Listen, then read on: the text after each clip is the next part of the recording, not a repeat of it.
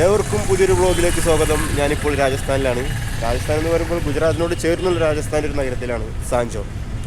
ഇന്നലെ രാത്രി ഗുജറാത്തിലായിരുന്നു, ഇന്നലെ രാത്രി വീണ്ടും സാഞ്ചോറിലേക്ക് മാറി രാജസ്ഥാനിലെത്തി. അത് വലിയൊരു കഥയാണ്. ആ കഥ ഞാൻ പറയാം. ആ കഥയിൽ എൻ്റെ ഒരു മണ്ടത്തരമുണ്ട്, മെയിനായിട്ട് മണ്ടത്തരം തന്നെയാണ്. ഇന്നലെ രാത്രി ടെൻ്റ് അടിക്കാമെന്ന് കരുതിയിട്ടാണ് വരുന്ന വഴി മുഴുവൻ ചിന്ത ഉണ്ടായിരുന്നത്, എവിടെയൊക്കെ ടെൻ്റ് അടിക്കാൻ സ്റ്റേ ചെയ്യാമെന്ന് വിചാരിച്ചിട്ട്. അങ്ങനെ ടെൻ്റ് അടിക്കാമെന്ന് കരുതി ഓരോ സ്ഥലങ്ങളും വൈകുന്നേരം ഓരോ സ്ഥലങ്ങളും നോക്കിയിരുന്നു എവിടെ ടെൻ്റ് അടിക്കേണ്ടി നോക്കാൻ. അങ്ങനെ നോക്കി അവസാനം ഒരു സ്ഥലത്തെത്തി. പക്ഷേ കുഴപ്പമില്ലാത്തൊരു സ്ഥലം, റോഡിൻ്റെ അടുത്ത് തന്നെ ഉള്ളൊരു കൊന്തക്കാട്, പിറകിലെല്ലാം ഒഴിഞ്ഞൊരു മൈതാനം, പച്ചപ്പുൽ മൈതാനം. അവിടെ കുറച്ച് വീടുകളൊക്കെ ഉണ്ട്. അതിന് ചുറ്റും വെയിൽ കെട്ടിയിട്ട് ആ വെയിലിൻ്റെ പുറത്തായിട്ട് കുറച്ച് ഏരിയയിൽ മരത്തിൻ്റെ ഒക്കെ നല്ല ശീതളച്ചായൊരു സ്ഥലം തന്നെയായിരുന്നു. അങ്ങനെ പുൽമൈതാനത്തിൻ്റെ അടുത്തുള്ള പ്രദേശം കാണുമ്പോൾ വലിയ കുഴപ്പമൊന്നുമില്ല, നല്ലൊരു ആംബിയൻസുള്ള സ്ഥലം തന്നെയായിരുന്നു. അപ്പോൾ ഇവിടെ ടെൻ്റ് അടിക്കാമെന്ന് കരുതി. ഏകദേശം ഒരു 6 മണിയോടെ എടുത്തിട്ടുള്ള സമയത്ത്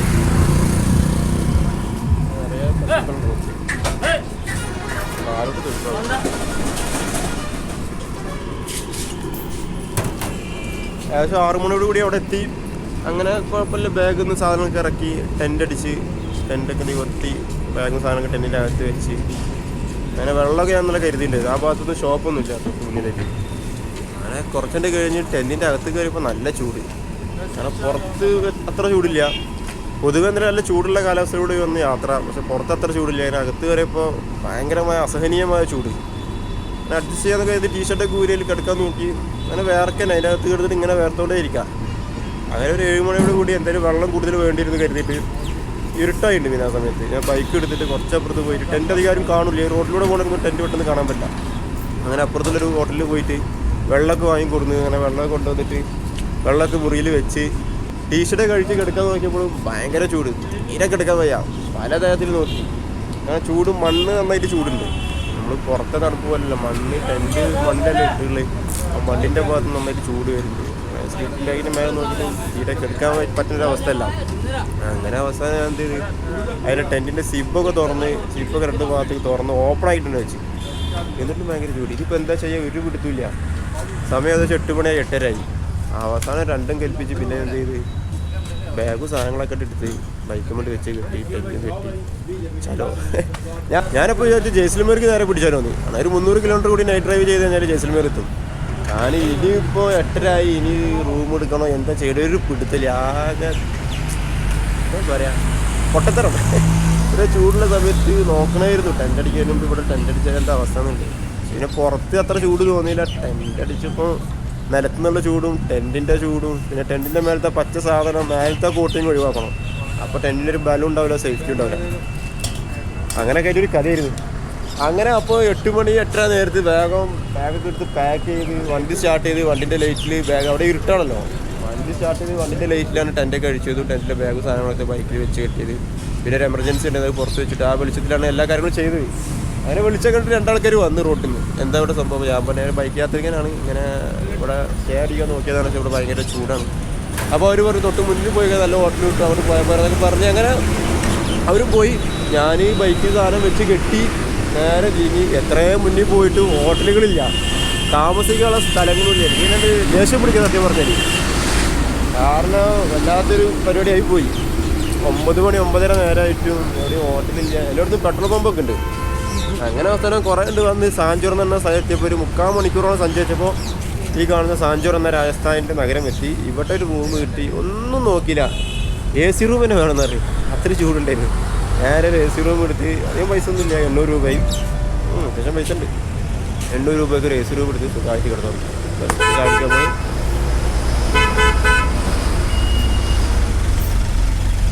ഇപ്പോൾ നന്നായിട്ട് ജലദോഷമുണ്ട്. ഇന്നലെ എനിക്ക് തോന്നുന്ന ചൂടിലുള്ള യാത്ര ആയതുകൊണ്ട് വെയിലില്ല, നന്നായിട്ട് വേർത്തുണ്ട്. പിന്നെ പോരാതെ നന്നായിട്ട് പൊടിയുണ്ടായിരുന്നു. അപ്പോൾ ഏകദേശം അലർജിയും ജലദോഷവും എല്ലാം ആയിട്ടുണ്ട്. ഭയങ്കര ഒരു ക്ഷീണമുണ്ട്.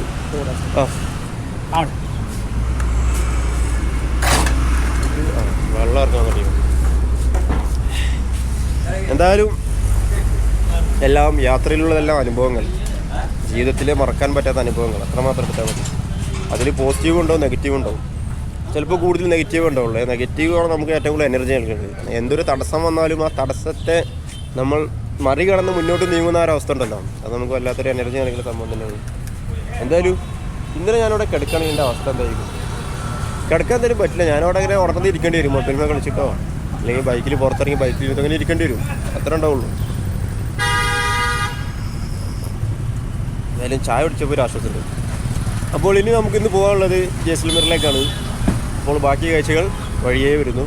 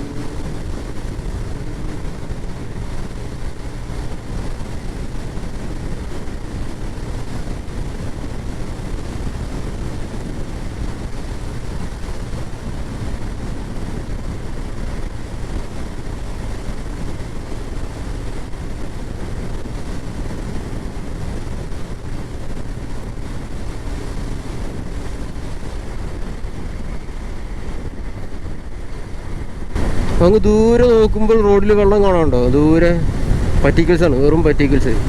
പ്രകൃതിൻ്റെ ഒരു പറ്റിക്കലാണത്, ഇല്യൂഷൻ. കനത്ത വെയിൽ.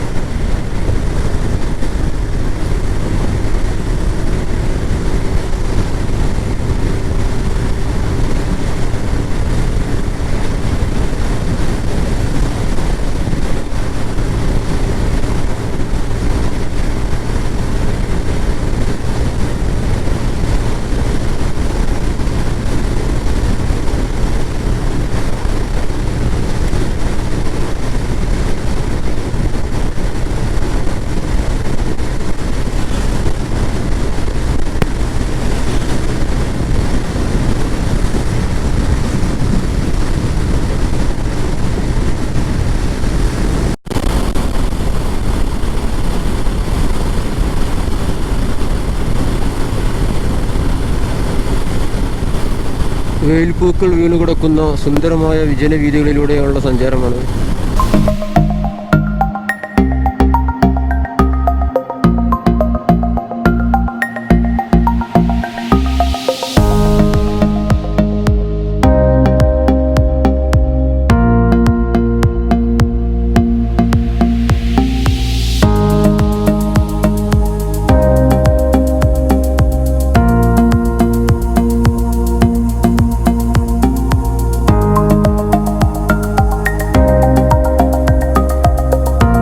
രാജസ്ഥാനിലെ ഗ്രാനൈറ്റ് മാർബിളും അടർത്തിയെടുക്കുന്ന ഒരു മലയാണ് കാണുന്നത് എൻ്റെ വലതുഭാഗത്തുള്ളത്.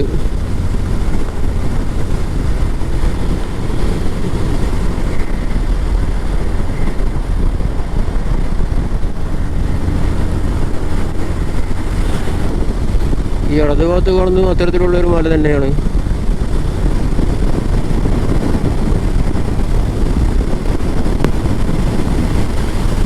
കഷ്ണം മുറിച്ചുകൊണ്ട് അതിൻ്റെ അവശേഷിക്കുന്ന ഭാഗങ്ങൾ അവിടെ കാണാം.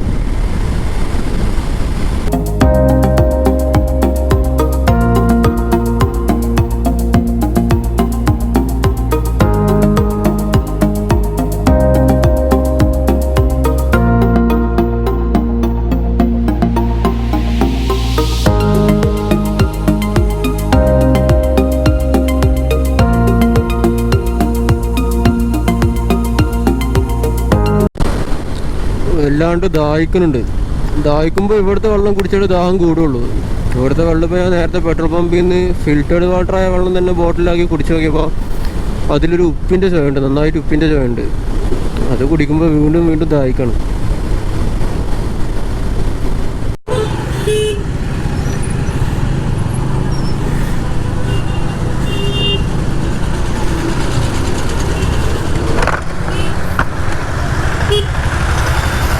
जैसलमेर जैसलमेर जैसलमेर सीधा ओके थैंक्स.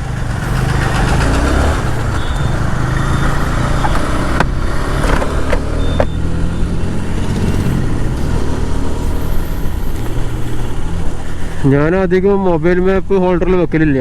കാരണം ഒരുപാട് കാരണങ്ങളാണ്. മെയിനായിട്ട് അതിൻ്റെ ബാറ്ററി വെറുതെ പറ്റിപ്പോവും. പിന്നെ നല്ല വെയിലുണ്ട്, കുറേ നേരം ഫോൺ ഇതിൽ വെക്കാൻ പറ്റില്ല ഓപ്പണായിട്ട്.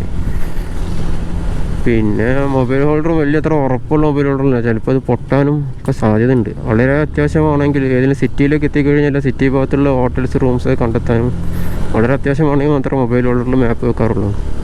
പിന്നെ ആദ്യം തന്നെ ഒരു ദിവസം യാത്ര തുടങ്ങുന്നതിന് മുമ്പ് തന്നെ ഒന്ന് മാപ്പ് എടുത്ത് നോക്കും, ഏതൊക്കെ ഭാഗങ്ങളിലൂടെയാണ് സഞ്ചരിക്കേണ്ടത്, മെയിൻ പ്രദേശങ്ങളുടെ പേര്, അതിലൂടെ തന്നെയാണോ പോകണമെന്നൊക്കെ നോക്കും. അങ്ങനെ വഴിയൊക്കെ ചോദിച്ചറിഞ്ഞിട്ടാണ് പോകല്. ഇത് ബാഡ്മേർ എന്ന് പറയുന്ന സ്ഥലമാണ്. ഇവിടുന്ന് രാജസ്ഥാനിലെ ജയ്സൽമേറിലേക്ക് 140 കിലോമീറ്ററോളം ഉണ്ട്.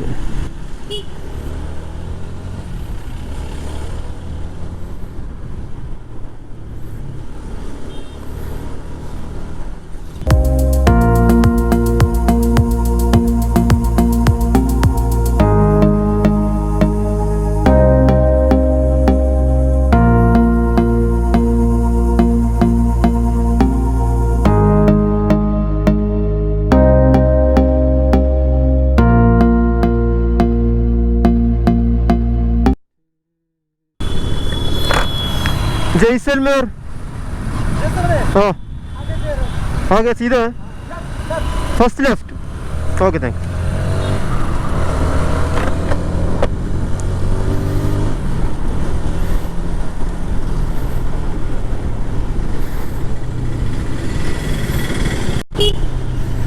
जैसलमेर लेफ्ट.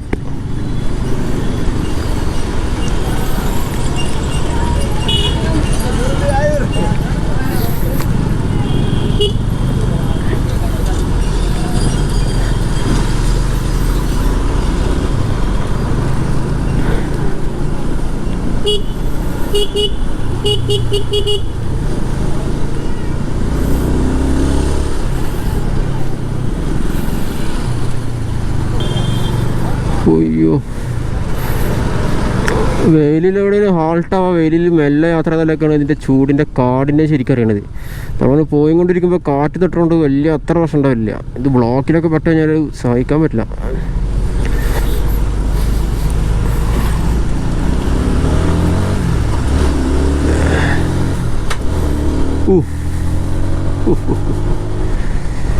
വെയിലിൻ്റെ ഒരു തൂവൽ മാത്രം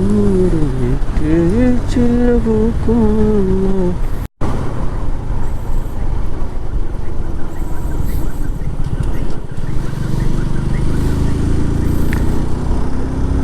നാഷണൽ ഹൈവേ 68 എന്ന് പറയുന്ന പാതയാണിത്. ജയ്സൽമേറിലേക്ക് കടന്നാൽ പിന്നെ ഒരുപാട് മിലിറ്ററി സ്റ്റേഷൻസ് കാണാം ഈ ഭാഗത്തായിട്ട്.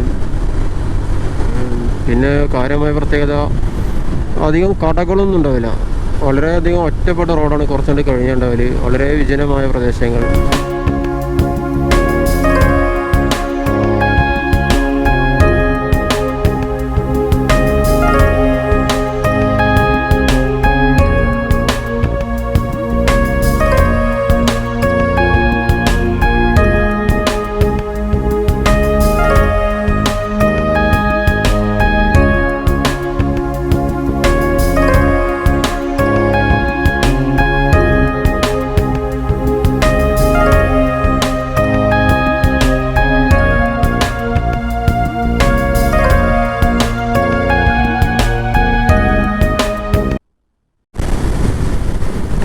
ഇന്ന് രാവിലെ 11 മണിക്ക് രാജസ്ഥാനിലെ സാഞ്ചോറിൽ നിന്നും തുടങ്ങിയ യാത്ര ഇപ്പോൾ ഏകദേശം ജയ്സൽമേറിലേക്ക് അടുത്തുകൊണ്ടിരിക്കുകയാണ്.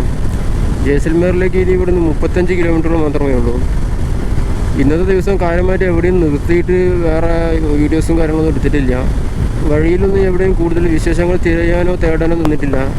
പ്രധാന കാരണം ചുട്ടുപൊള്ളുന്ന വെയിലാണ്. വെയിലത്ത് എവിടെ ഇറങ്ങി നിൽക്കാനുള്ള തണലും കൂടി റോഡ് വക്കെങ്കിലില്ല. റോഡിൽ നിന്ന് കുറേ ഉള്ളിലോട്ട് മാറിയാൽ തന്നെ തണലുള്ള ഭാഗങ്ങളുള്ളൂ.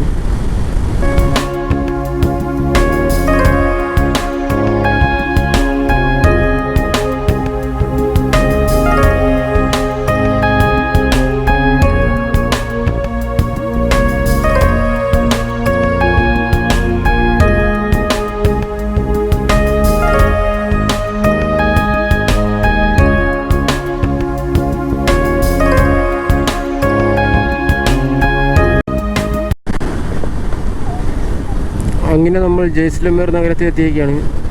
ദൂരെ കാണുന്നതാണ് ജയ്സൽമേർ ഫോർട്ട്.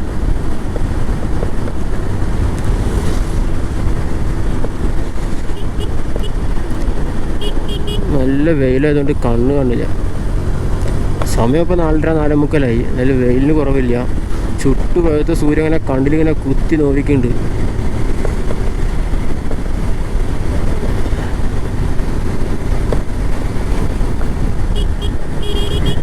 ജയ്സൽമേർ ഫോർട്ടാണ് ദൂരെ കാണുന്നത്.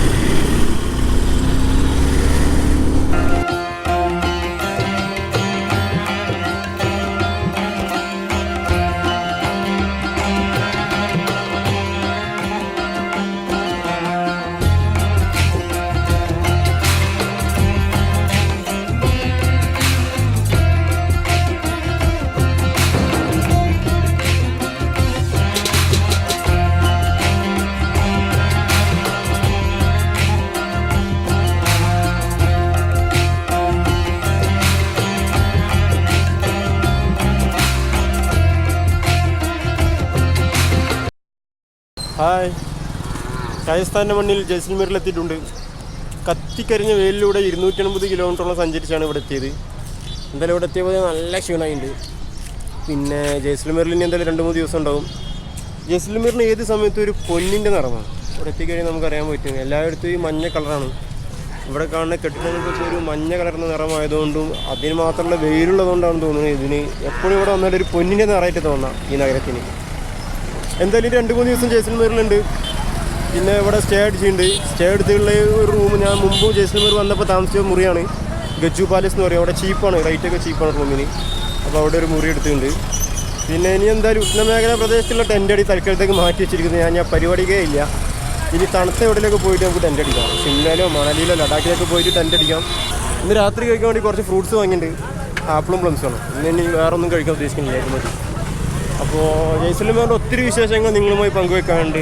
ജയ്സൽമേറിൻ്റെ കൂടുതൽ വിശേഷങ്ങളുടെ വ്ളോഗുമായി ഞാൻ അടുത്ത ദിവസങ്ങളുടെ മുന്നിലെത്തുന്നതാണ്. അപ്പോൾ എല്ലാവർക്കും ഇതുവരെ ഗുഡ് ബൈ.